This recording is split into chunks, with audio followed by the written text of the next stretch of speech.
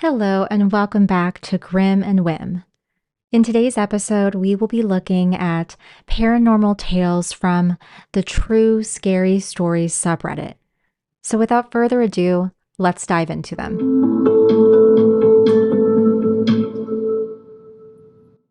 Our first story is titled, Help Me, I'm Lost. I was living in a rural area in Oklahoma with my mother at a small lake house, and I'm probably around 10 or 11 at the time.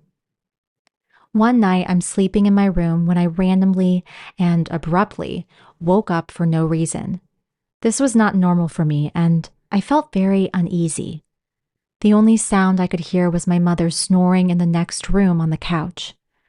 I rolled over and tried to go back to sleep, but my need to use the bathroom was growing more urgent, so I grudgingly forced myself to head that way.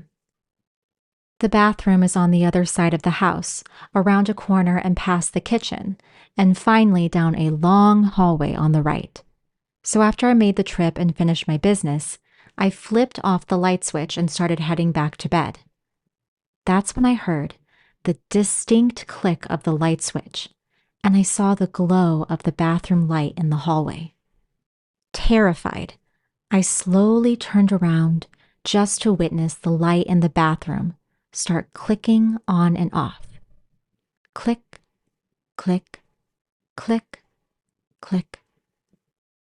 Finally, it shut completely off. In the dark of the hallway, my eyes began to make out a white shape near the end of the hall. It was around my size and crouched to the floor. At this point, I'm frozen to the spot as my mind begins realizing that no one else is home except for my mom and myself. Then the white shape began whispering in a quiet man's voice, "Help me. I'm lost." I remember wanting to scream for my mom, but I couldn't. Instead, I barely said, "No," before this thing started running at me on what sounded like all fours. I quickly ran through the kitchen and around the corner before running to my mother, shaking her awake. I remember saying, "It's coming, it's coming," and my mother's eyes going from dazed to alert in an instant. She asked me what was going on, and I saw her eyes look over my shoulder before she screamed. Remembering her scream still makes my blood run cold. Never had I heard pure terror like that in my life, even to this day. She grabs me by the arms and pulls me into my room and slams the door. She holds me in her arms with her back pressed against the door as we listen. It sounded like this thing was running circles in the kitchen. We could hear hands and feet slapping against the tile. The kitchen had a sliding glass door to the outside, which sounded like it was thrown open when slammed. We sat there horrified until daybreak. I was sent to my grandmother's in the next town for a while after that, and never set foot in that house again. Years later, my mother said she went walking around the property after the incident and came across a small burial site with 3 headstones that each belonged to children from the early 1900s. It freaks me out because what I heard that night was a man's voice, but it was so unnatural. My mom still will not tell me what she saw behind me and what it was that made her scream. She tells me she's afraid it will know that we're talking about it and it will come back. This is the first of many weird things that have happened in my life.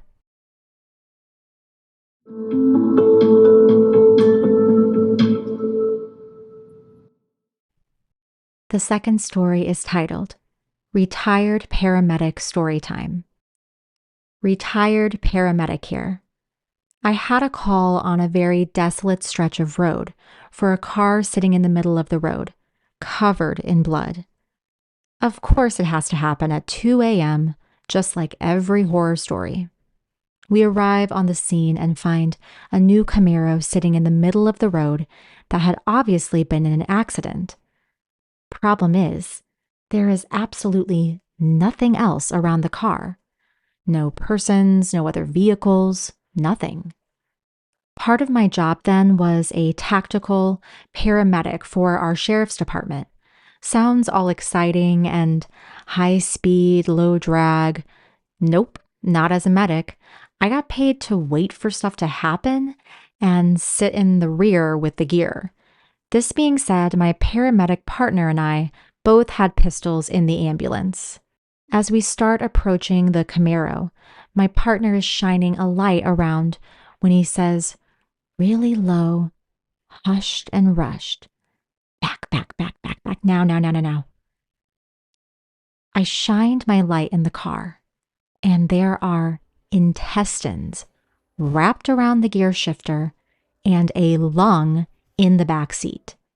So we kind of freak out and call dispatch and let them know what's happening and that we are in the process of getting out of there until the cops show up.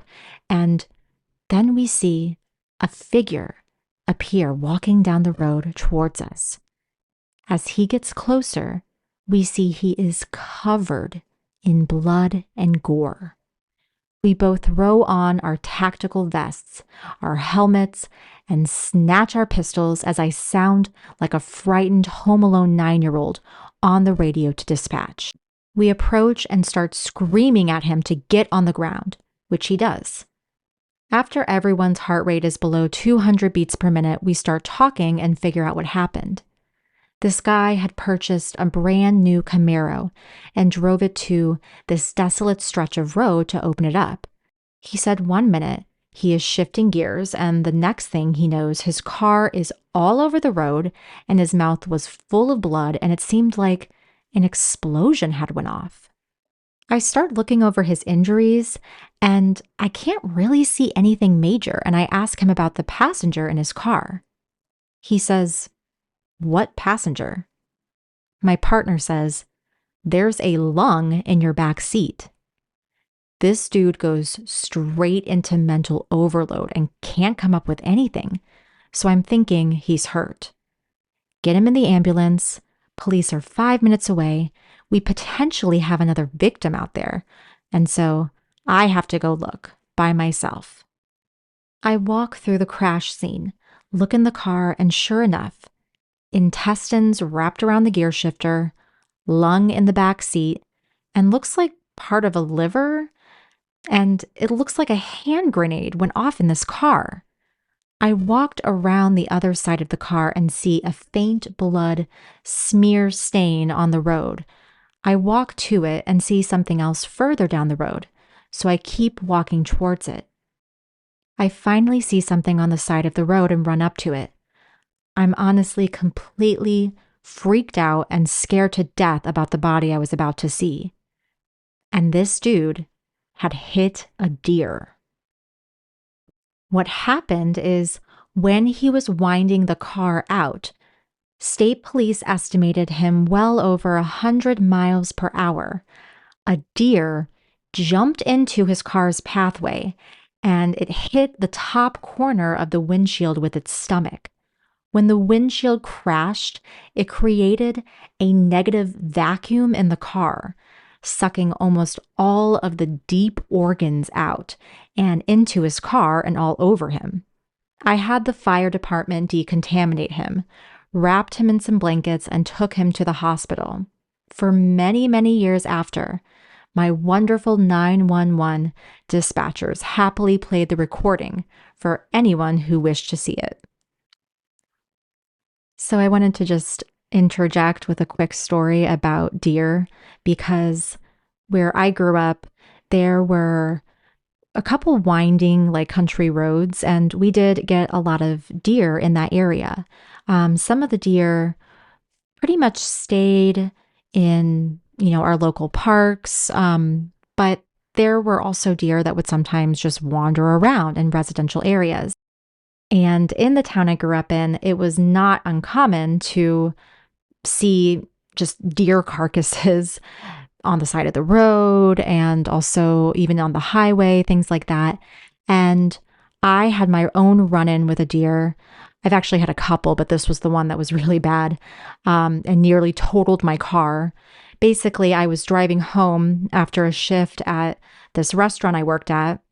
I'm driving home and it's raining. There's a car that's behind me. And then there's also a car that was on, I think, my right. And basically, this deer ran out into the road. And to get to my house from where I was on this road, I needed to turn left into the turn lane. And so basically, this deer runs in the middle of the road. I can't brake because it's raining really hard. There's a car that's right behind me. And I know if I brake, I'm going to get rear ended. I can't go to a different lane, like over to the right, because there's another car right there. And so I basically, in this split second, I knew that this deer wasn't going to stop running at my car. And so I just had to get into the turn lane and either hit it or try to avoid it, but I couldn't brake. And so I get into this turn lane and the deer is still running at my car and ends up colliding with my car. It died. There was blood everywhere. And there was also like tufts of deer hair stuck in my, like, the front of my car, like in some of the crevices, like, you know, where the hood, goes down. It was so gross. And I was so mad because I had to obviously pay to get it fixed. And luckily, it wasn't too bad. It wasn't crazy damage, but it did really, like, it dented the front of my car. I mean, it was a huge dent. And yeah, that kind of stuff happens all the time. And so I'm not a huge fan of deer. I think they're cute, but honestly, they are so flighty and stupid and they just run into the road. And it's so stressful when they do that, especially when you're on like old country roads or it's raining or snowing. It's just like, oh my gosh, like they just always do the craziest stuff. And so, yeah, that's my story. But anyway, back to our regular scheduled program.